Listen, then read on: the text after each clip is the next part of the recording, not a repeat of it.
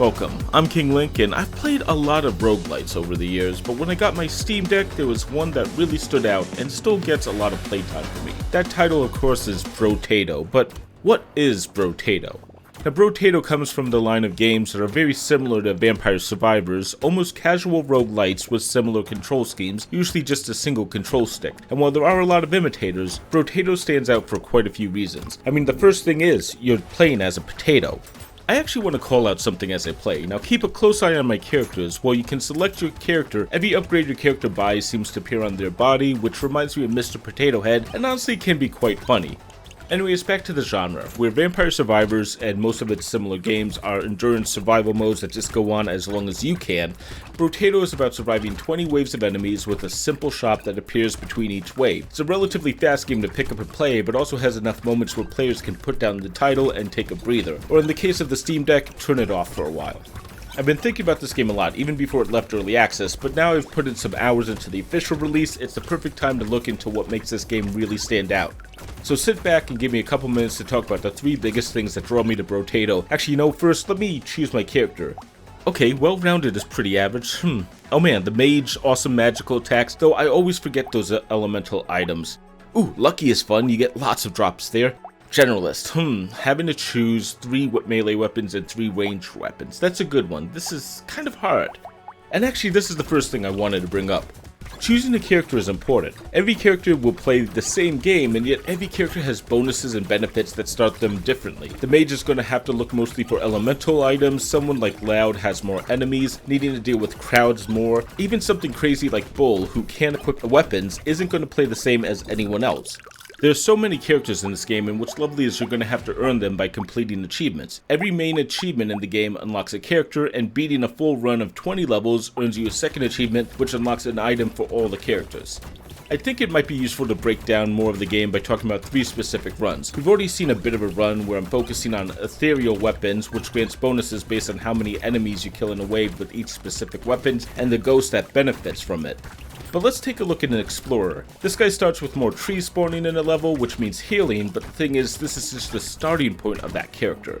The second big thing I really love in Brotato is how each character's journey changes mostly by what you choose in the shop or which direction your loadout takes. Explorers tend to be weaker but have a lot of enemies that appear, and fast ones at that. I was also trying to get my speed up to 50% to unlock a new character in this run, but to do that I also decided to heavily invest in tool weapons. See, as a Brotato you have a mystic ability. Instead of a single weapon or 2, most characters are allowed to carry up to 6 weapons, and each weapon is upgradable 3 times to tier 4. Upgrades will make you more powerful, but it's better to have more weapons than just the higher tier weapons. So 2 tier 1 screwdrivers are better than 1 tier 2 screwdriver.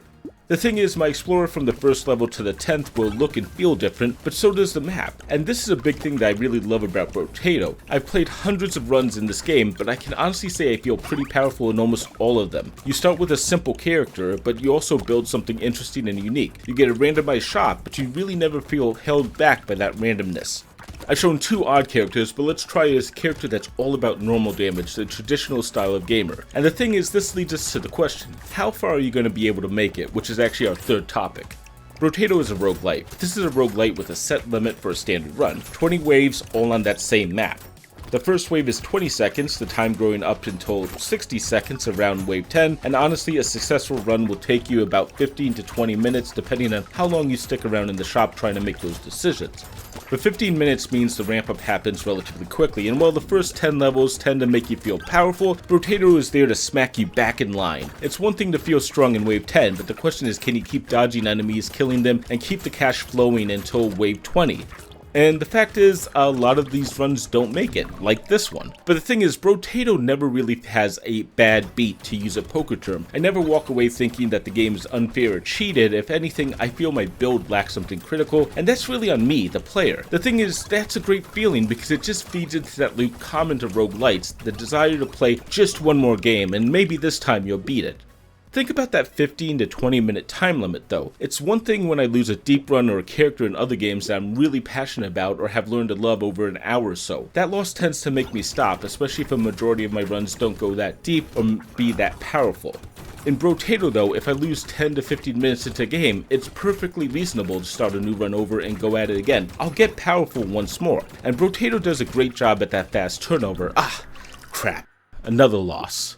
Okay, let's go back to that explorer. Let's see how he did. Now remember I was talking about achievements. Brotato isn't just about beating the game, though that is important, but also unlocks, which, hey, look, I just hit level 20 for the first time since the full game was released. A new achievement. That should be a new character. This run though was a bit special if you remember. I was stacking speed, not because I thought it was really good, but because I wanted to try to get another achievement. Oh, hey, check it out. Sweet, another achievement. Dang, this is a pretty good run. But admittedly, because of that, my explorer really wasn't built that well, focusing more on avoidance, so once we reached our final boss, you can see it here, it's not going so well. I'm barely damaging him, and I'm mostly forced to dodge his attacks, which is making this harder. Oh wait, what happened?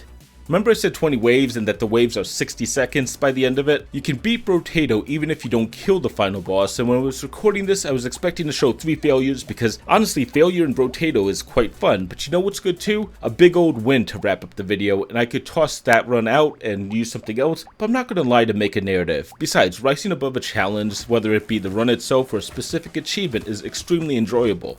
So those are the big things that I really want to talk about with Brotato, and what I feel really makes it stand out in the sea of roguelites. I just adore this game, and every run has that same roller coaster ride. Choosing my character is harder than it should be because it's so varied. I tend to just choose the random option now to avoid that actual choice, but then watching the character evolve depends on what I can find in the shop, which is also interesting because there's so many unique choices. I actually love to see what is available in each run. Sometimes what you're working towards needs to be changed because you don't tend to get that key piece, which of course means you're fail, but that failure is oddly enjoyable because it pushes players to just give it one more chance.